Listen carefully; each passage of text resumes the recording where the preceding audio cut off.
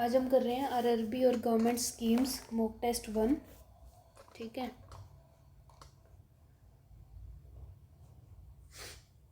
इसके अंदर 15 क्वेश्चंस हैं, तो स्टार्ट करें। Under which scheme has the government identified 100 aspirational agriculture district across India. Government की कौन सी ऐसी स्कीम है जिसके अंदर उन्होंने एग्रीकल्चर डिस्ट्रिक्ट से 100 एस्पिरेशनल आइडेंटिफाई करे हैं। प्राइम मिनिस्टर धन धान्य कृषि योजना। ठीक है, अब इसके बारे में भी है। द यूनियन जो गवर्नमेंट है उसने लॉन्च किया है धन Dhanya Krishi Yojana to develop 100 aspirational agriculture districts across 29 states और यूनियन टेरेटरीज। ठीक है, these districts were selected based on low agriculture productivity, moderate crop intensity and below average across। मतलब जिन डिस्ट्रिक्ट्स के अंदर एग्रीकल्चर की प्रोडक्टिविटी कम होएगी, मॉडरेट क्रॉप इंटेंसिटी होएगी या बिलो एवरेज एक्सेस होगा क्रेडिट का, उन सबको सिलेक्ट किया जाएगा। फिर इसका जो मेन एम है कि प्रोडक्टिविटी को इन्हांस करना, सस्टेनेबल प्रैक्टिस को प्रमोट करना है, क्रॉप की डाइवर्सिफिकेशन इम्प्रूव करनी है। ठीक है, और फार्मर्स वगैरह को क्रेडिट प्रोवाइड करना है डिफरेंट स्कीम से। Monitoring will the carry out central nodal officers and committees at national states for effective implementation. जो सेंट्रल नोडल ऑफिसर्स हैं और जो भी कमेटीज़ हैं नेशनल स्टेट्स की और या डिस्ट्रिक्ट लेवल की, ये सब इसको इम्प्लीमेंट करने में और मॉनिटर करने में हेल्प करेंगे। ठीक है, मतलब प्राइम मिनिस्टर धन धान्य योजना है जिसके अंदर 100 एस्पिरेशनल एग्रीकल्चर डिस्ट्रिक्ट को हम सिलेक्ट करेंगे। नेक्स्ट है, consider the following statement regarding the Indo Nepal remittance facility INRF scheme. It is a cross-border remittance scheme to transfer fund from India to Nepal. Indo Nepal remittance facility scheme क्या है? तो ये cross border है जिसके अंदर हम fund transfer कर सकते हैं इंडिया से Nepal, one way only, enabled under the NEFT ecosystem. ठीक है, one can remit up to 3 lakh per transaction to beneficiary resident in Nepal, कि एक टाइम पे 3 लाख रुपए दे सकते हैं। और तीसरा है वॉक इन या non customer can remit up to 50,000 to Nepal residency beneficiary, कि जो कस्टमर नहीं है मतलब इस अकाउंट के तहत वो भी 50,000 तक नेपाल भेज सकता है। The bilateral agreement between bank non bank to handle cross border transaction between Nepal are not covered under guideline of INRF scheme. तो इसमें सारे ही सही लग रहे हैं, बस 2 को छोड़ के ना। क्या है इसमें? द इंडो ये स्कीम है cross border remittance to transfer India to Nepal enable under the NEFT ecosystem. ठीक है, 2 लाख है, 3 लाख नहीं है, 2 लाख रुपए हैं। वॉक इन है नॉन कस्टमर का 50,000 का। ठीक है, और remittance 12 remittance in a year with ceiling of 50,000 पर रेमिटेंस। मतलब 12 बार एक साल में 12 बार आप ट्रांजैक्शन कर सकते हो और 50,000 तक हर ट्रांजैक्शन में। मतलब अगर ये इनको करेंगे हमारे पास तो कितना आ जाएगा? 6 लाख, है ना। 6 लाख की ट्रांजैक्शन हम साल में कर सकते हैं, 50 हर बार। The bilateral arrangement between the bank और ये cross border between are not covered under the guideline of INRF scheme. ये INRF स्कीम के अंडर नहीं है।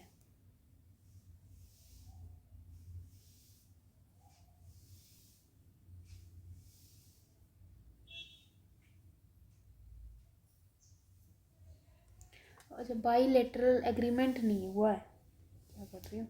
INRF स्कीम है इंडो नेपाल रेमिटेंस फैसिलिटी, और इसके अंदर बाईलेटरल अरेंजमेंट बैंक या non bank to cross transaction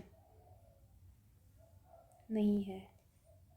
next है, as per the RBI notification which of the following cooperative bank has been brought under the ambit of RBI integrated ombudsman scheme 2021? कौन सा है? State, central, फिर से scheduled primary urban, non scheduled urban, non scheduled with deposit of 50 crore. All are correct.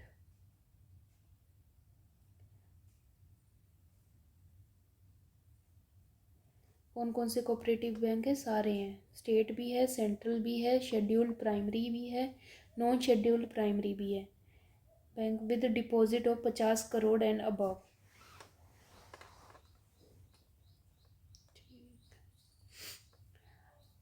Admit, ये ठीक है। ये कब शुरू हुई थी? नवंबर 1, 2025 में, मतलब अभी। With this inclusion the scheme now cover all commercial, regional, state, central, schedule, no schedule system credit information companies, इन सबको। NBFCs हैं जो नॉन बैंकिंग फाइनेंशियल कंपनीज है, उनका जो एसेट होना चाहिए वो 100 करोड़ या अबव होना चाहिए, और शेड्यूल और नो शेड्यूल का जो भी डिपॉजिट्स है 50 करोड़ या अबव होना चाहिए। ठीक है, शेड्यूल नो शेड्यूल का 50 करोड़ और NBFCs का 100 करोड़ से ज़्यादा। ये जो लॉन्च हुई थी 2021 में, design to simplify and consolidate multiple grievance redressal mechanism under one unified framework.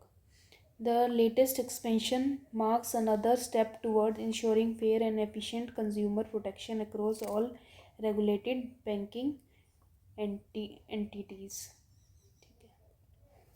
Next step, from July 2025, how many services are covered under updated citizen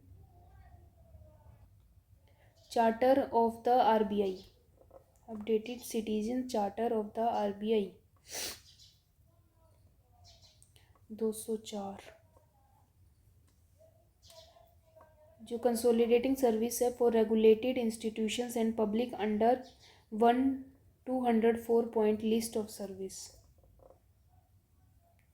जो new charter introduced with the effect July 1, 2025 is likely to bring banking service closer and quicker to common citizens. What is citizen charter? क्या है ये? Is a one document जो that put forth the RBI service and duration of their delivery. Is an open document है जो बताता है कि जो भी RBI की सर्विस और ड्यूरेशन है कब तक डिलीवर होएंगी। These are both regulatory sanctions for banks and financial institutions.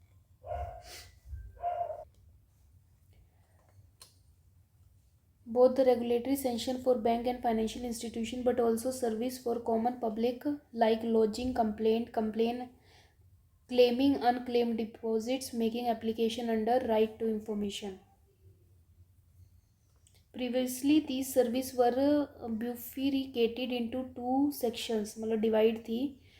133 service under regulatory approvals and 58 service under citizen charter. पर अब ये 204 सारी की सारी एक ही अम्ब्रेला के अंदर आ चुकी हैं, जिसमें से RBI ने 11 सर्विस को कम टाइम में करने के लिए बोला है, मतलब उनको रिवाइज करेंगे। ठीक है, something like that. Which of the following central sponsored scheme aim to transfer industrial training institute ITIs into advanced center for skilling and employment with total investment 60,000 crore? Setu है शायद, ये स्किल इनिशिएटिव सेतु है। PM सेतु जो प्रधानमंत्री skilling and employability transformation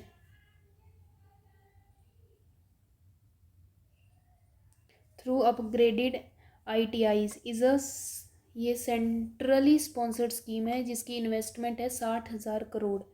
M इसका यही है कि transforming ITIs into advanced center for skilling and employability aligned with the industry needs, कि इन जो भी है ITIs उन सबको एडवांस स्किलिंग प्रोवाइड करना है और एम्प्लॉय बनाना है उस काबिल कि वो इंडस्ट्री की नीड्स को पूरी कर सकें। ठीक है, जो इसका प्रोसेस पर्पज़ है स्कीम का, जो upgradation of 1000 government ITIs across the country in a hub and spoke model comprising 200 hub ITIs and 800 spoke ITIs।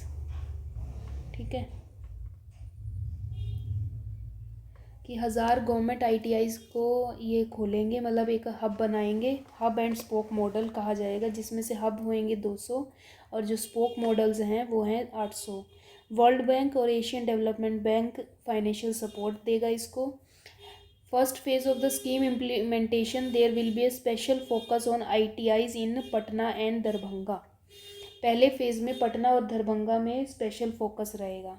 ठीक है, प्राइम सेतु वो PM सेतु स्कीम है जो गवर्नमेंट की तरफ से फुली ओन्ड है, मतलब सेंट्रली स्पॉन्सर्ड है। इन्वेस्टमेंट इसकी 60,000 है। इसके अंदर 1000 गवर्नमेंट ITIs खुलेंगी, जिसमें से 200 हब हैं और 800 स्पोक ITIs हैं। इसका नाम है हब एंड स्पोक मॉडल। ठीक है, और इसके अंदर क्या था, वर्ल्ड बैंक और एशियन डेवलपमेंट बैंक इसको सपोर्ट करेंगे फाइनेंशियल में। और इसका जो फर्स्ट फेज़ है वो शुरू होगा पटना और दरभंगा से। ठीक है, as per the RBI's June 2025 notification, which of the minimum outstanding amount required for state government security to eligible for STRIPS, separate trading of registered internet and principal of securities, 1500 1000 crore. ठीक है,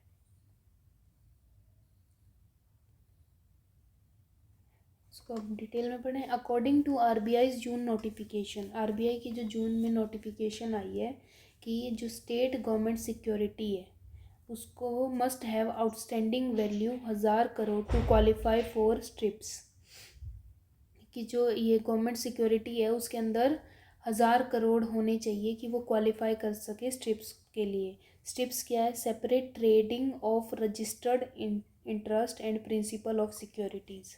स्ट्रिप्स की full form है separate trading registered interest and principal of securities. It must meet other condition such as residual maturity up to 14 year, SLR eligibility and transferability। Other conditions क्या है कि वो maturity और this facility is presently only applicable to government of India bonds.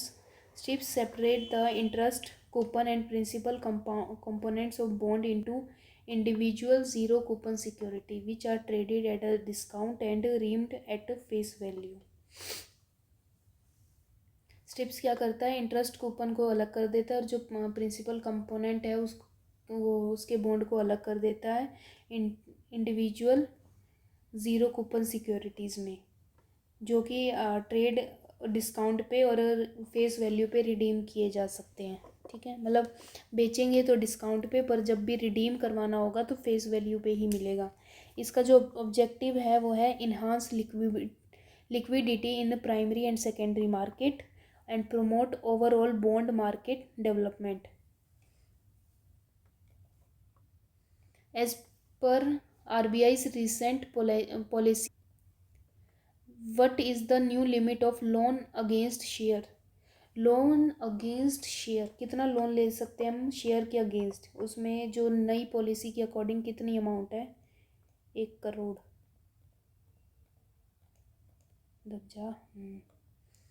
RBI ने raise करा है IPO financing limit को 10 लाख से 25 लाख तक पर इंडिविजुअल। जो IPO की फाइनेंसिंग है उसके अंदर कितना पैसा हम लगा सकते हैं, वो पहले 10 था अब 25 हो चुका है, और लोन अगेंस्ट हो चुका है, पहले 20 लाख था अब 1 करोड़ हो चुका है। और higher limit also apply to REITs and InvITs aiming to encourage high net worth individual and deepen engagement in primary market. RBI noted that these limits were unchanged for many years despite improvement in banking capacity. Necessities update since significant increase in intended to improve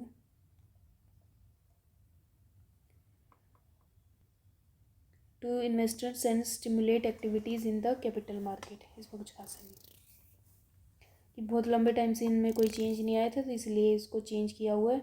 और ये जो higher limits हैं, जो ये higher limit set करी गई है वो रिट्स और इनविट्स में भी अप्लाई है। रिट्स का मतलब है रियल इस्टेट इन्वेस्टमेंट ट्रस्ट, और ये है इंफ्रास्ट्रक्चर इन्वेस्टमेंट ट्रस्ट। ठीक है, नेक्स्ट। अरे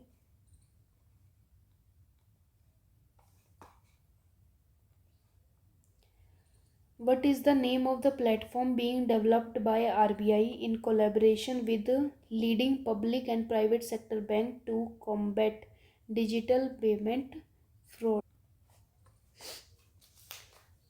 वो प्लेटफॉर्म आरबीआई ने एक प्लेटफॉर्म डेवलप करा है, क्या कहते हैं, पब्लिक और प्राइवेट सेक्टर बैंक के साथ मिलके, जो डिजिटल पेमेंट फ्रॉड्स को कॉम्बैट मतलब कम करेगा। ठीक है, fraud net, cyber shield, digital payment intelligence platform. To tackle the growing threat of digital payment fraud, RBI is working with the public and private banks to develop new system called Digital Payment Intelligence Platform. क्या है? DPIP digital payment intelligence platform. जो initiative है इसका to strength fraud detection, fraud को detect करने का, और enhance करना security of digital transactions across the country. जो DPIP है, digital payment intelligence platform, function करेगा as a digital public infrastructure, DPI digital public infrastructure की तरह, अंडर RBI की सुपरविजन में, will enable real time intelligence sharing and advance data analytics to detect and prevent digital fraud. Initiative है direct response to the growing fraud volume which reached 36,014 crore in financial year 2025, with the large chunk of these being digital in nature. Platform expect कर रहा है to become operational within few month and will significantly enhance fraud risk management across the India banking ecosystem. कुछ ज़्यादा इसमें याद करने का नहीं है, सिर्फ प्लेटफॉर्म का नाम है DPIP digital payment infrastructure platform, जो डिजिटल पब्लिक इंफ्रास्ट्रक्चर की तरह काम करेगा, और ये RBI की सुपरविजन में है। फ्रॉड कितना हो चुका है? फ्रॉड रीच कर चुका है 36,014 करोड़ ये इस फाइनेंशियल ईयर में, करंट फाइनेंशियल ईयर में। ठीक है, अभी लॉन्च नहीं हुआ है, थोड़े टाइम में लॉन्च होने वाला है। नेक्स्ट है 9th question, according to the RBI's revised 2025 की guideline, deposits not operated for how many years will be transfer to the depositor education and awareness fund. जो RBI की न्यू गाइडलाइन है 2025 की, उसके तहत जो डिपॉजिट्स है अभी तक ऑपरेट नहीं करे गए, और ना ही ट्रांसफ़र, वो मतलब कि कोई उसको छू ही नहीं रहा है, पड़े हैं तो पड़े हैं। तो अगर ऐसा कोई भी अकाउंट है जिसमें कोई भी ट्रांजैक्शन नहीं हो रही है, उसका सारा deposit depositor education and awareness fund में चला जाएगा। और ये कितने साल तक लगातार होना चाहिए? 10 साल तक। ठीक है, ये गाइडलाइन आई थी अक्टूबर 1, 2025 में। डिपॉजिट्स नॉट ऑपरेटेड 10 साल, और ये अमेंडमेंट टाइटल है inoperative account unclaim deposits in bank. इसका जो गाइडलाइन निकली है वो किस में आई है?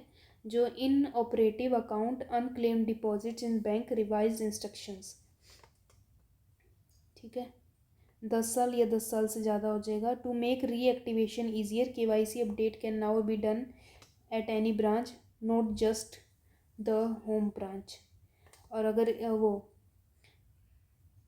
रीएक्टिवेशन ईजियर कराने के लिए भी कई दूर दूर रहते हों तो इस करके नहीं जा पा रहे हैं, तो उनके लिए भी ये आसान कर दिया है कि केवाईसी आप किसी भी ब्रांच से करवा सकते हो, ये ज़रूरी नहीं है कि आप होम ब्रांच पे ही जाओ। आरबीआई अलाउ कर रहा है VCIP, video customer identification process and assistance by business corporates to reactivate dormant accounts. ठीक है, और आरबीआई अलाउ भी कर रहा है वीसीआईपी, मतलब कि कस्टमर को वीडियो कॉल पे उसकी जो वो वीडियो से आइडेंटिफिकेशन कर सके, और जो ये है बिजनेस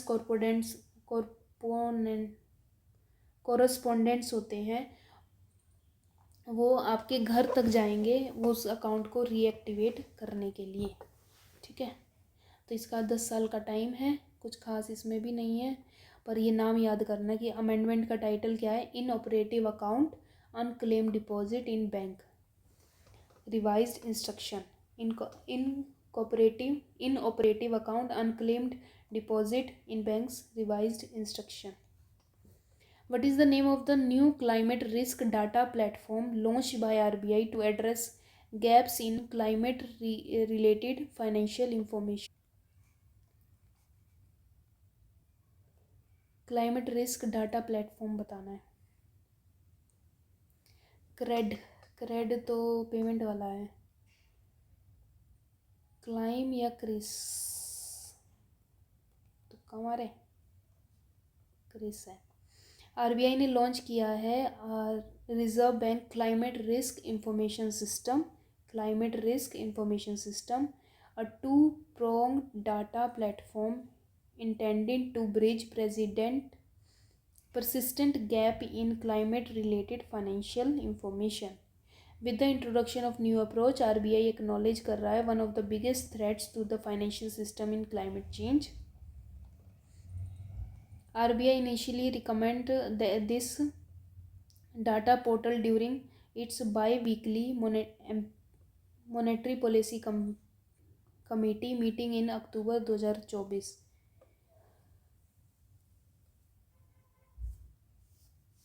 ये अभी रिकमेंड हुआ था अक्टूबर 2024 में, एमपीसी की जो मीटिंग हुई थी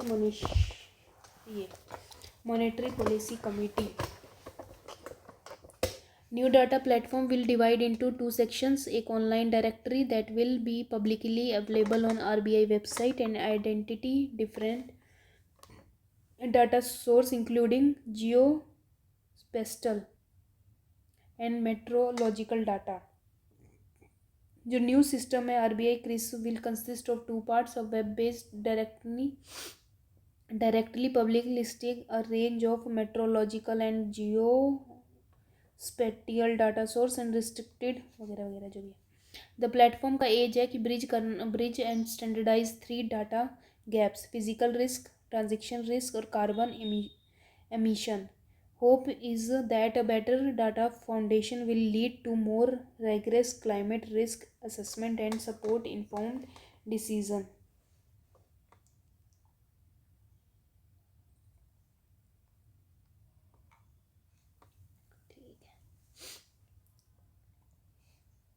In the financial year 24 से 25, how many metric ton of refined gold did the Security Printing Minting Corporation of India Limited deliver to the RBI? Deliver a 3.4 metric ton. The Security Printing and Minting Corporation of India delivered 3.4 metric ton of refined gold to RBI financial year 2024 से 25 में। और जो gold था वो refined from seizures transferred by custom department के through transfer किया गया। और जो ये security printing and minting corporation है also refined silver and gold received from institutions such as Tirumala, Tirupati, Devasthanam and Vaishno Devi shrine board. उनको भी ये रिफाइंस करता है। ये जो 2 मंदिर हैं, मतलब 2 जो बोर्ड हैं उसके थ्रू जो भी सिल्वर या गोल्ड आता है। ठीक है, Earlier, all confiscated and smuggled gold used to be handed over to the SBI, which would auction is bagged into a market. पहले ये सब SBI में जाता था और फिर उसका ऑक्शन हुआ जाता था मार्केट में. Once legal process are completed in each case of smuggled gold, ensure its purification to meet the quality standards required by RBI. RBI hold this gold as a bullion which must conform to global standards since international prices are based on troy ounces. The purity of each ounce must match global benchmark. जो भी gold वहाँ पे आता है उसको फिर ये SPMCIL refine करता है और उसकी जो प्योरिटी है उसको RBI के रिक्वायरमेंट के अकॉर्डिंग स्टैंडर्ड क्वालिटी बनाता है. ठीक है, फालतू का निकाल के जो मेन गोल्ड है उसको रख लिया.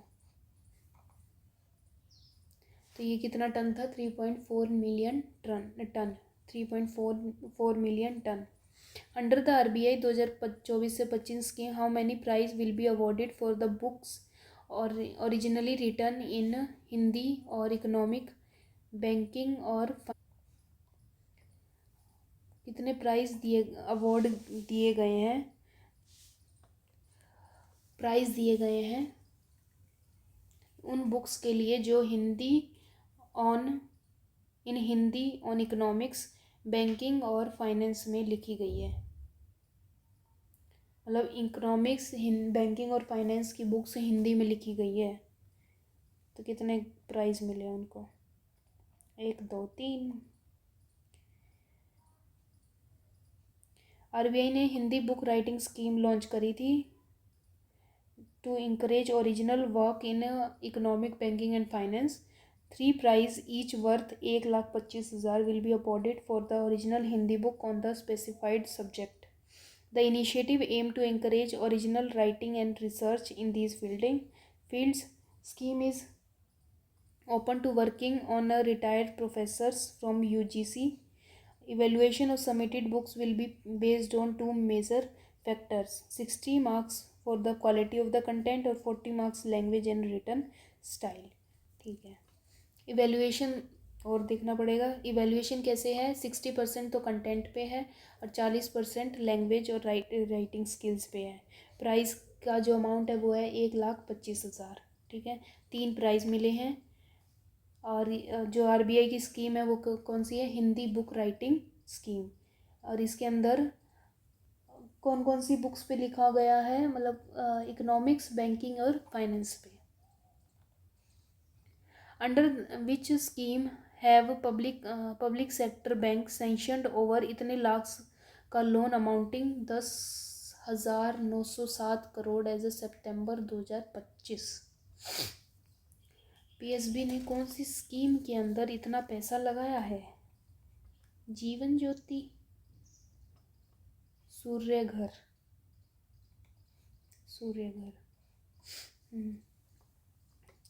एज ऑफ सितंबर 2025 जो पब्लिक सेक्टर बैंक है उन्होंने सेंशन करा है 5.79 लाख करोड़ का loan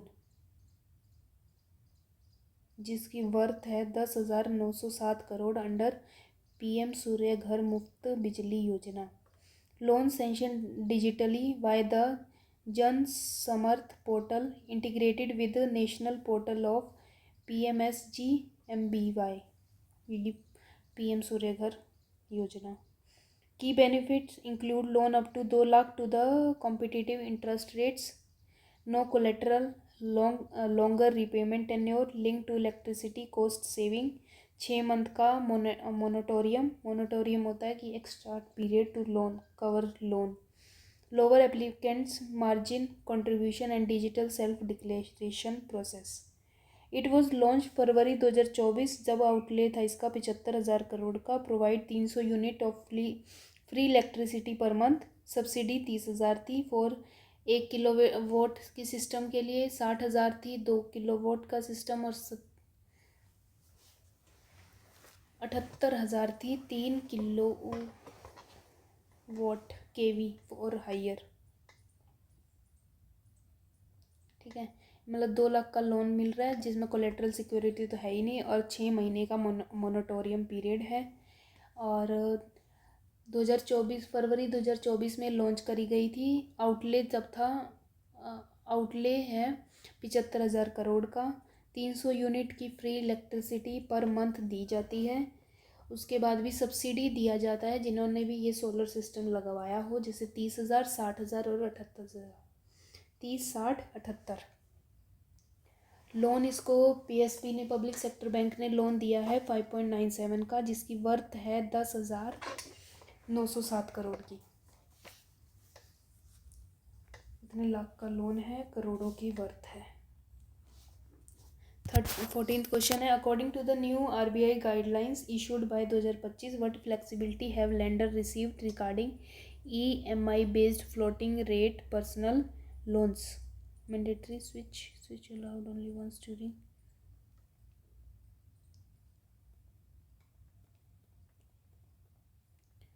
discretion of to offer।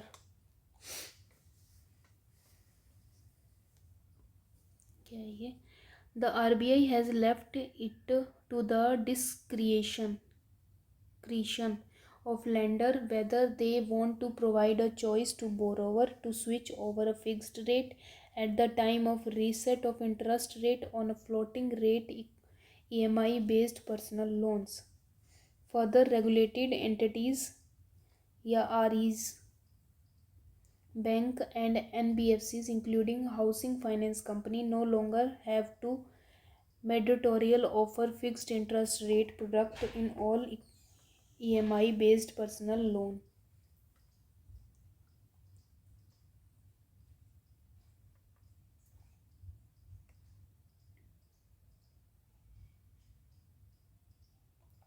इसमें बेसिक ये है कि जो भी फ्लोटिंग रेट है उसको ये फिक्स्ड रेट में कर सकते हैं कि नहीं।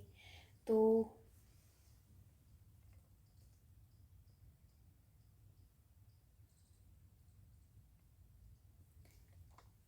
ये है discretion to offer switch at reset. तो उनकी चॉइस के हिसाब से वो फिक्स्ड रेट में भी हो सकता है, ना तो वो फ्लोटिंग में ही है। From October 2025 what is the new asset provisioning requirement mandatory by RBI for under construction project? ये कहता है NAPR, NAP है RBI under construction project finance loans का।